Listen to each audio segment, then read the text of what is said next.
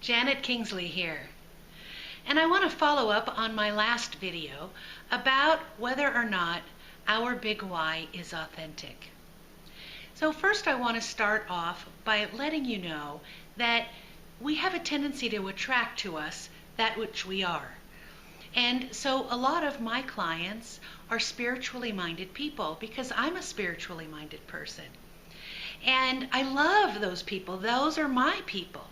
But sometimes what happens is we get so identified in this idea that everything is spirit and spiritual that we don't get down, some of us, we don't get down to earth. Now, let me step back a minute and tell you that one of my core beliefs is that we are all spiritual beings 100% of the time. And it's this beautiful blending of how do we marry that spirituality with our humanity? How do we live in this world, but not necessarily be of this world?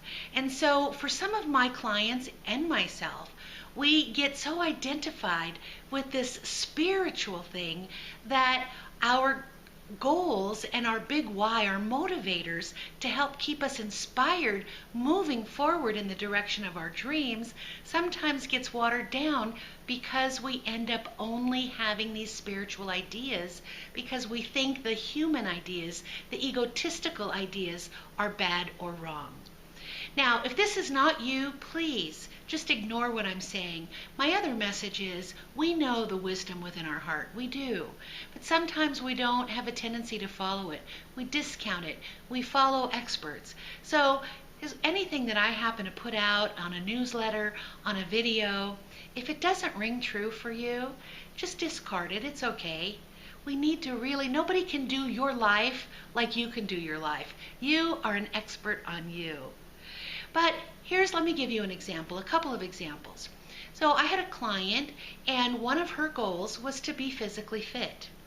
And so what was her big why? Because she wanted to feel safe, whole, and loved. That's great. We want to feel safe, whole, and loved. But when I asked her when it's time to go to the gym, when it's time to make better food choices, is that wanting to be safe, whole, and loved, is that going to keep you motivated? Is that going to keep you inspired? Why do you want to feel safe, whole, and loved? And so why is that she wanted to have a lightness of being? Why do you want to have a lightness of being? Because she wants to feel like she has control of her life. Why do you want to feel like you have control of your life? And so when we finally got down to it, she wanted to be physically fit because she wanted to feel like she could go on vacation with her family and not have to worry about saying no when they want to go for a walk, when they want to go swimming, when they want to go kayaking. She wanted to feel part of the family vacations with her, and also when her friends asked her to go out, go for a walk around the block, whatever they wanted to do, she was always on the outside saying no. So that was really her motivation. Her motivation was so that she could feel like part of something else, so that she could feel and participate in a greater way. I had a gentleman client once, and he wanted to start a consulting business. And when I would say to him, why do you want to start this consulting business? And he wanted to start it to help make the world a better place, to help inform companies and people about the beauty and the benefits of sustainability. Okay, so then we got to talking when it's challenging for you to get clients, when you need to put together a business plan, when you need to talk to people and network with people, and there's roadblocks and there's stumbling blocks and there's obstacles. Is that going to keep you inspired? Why do you want to educate and inspire people about the benefits and the beauty of sustainability? And so really it was, well, I want to have a bigger income. Well, why do you want to have a bigger income?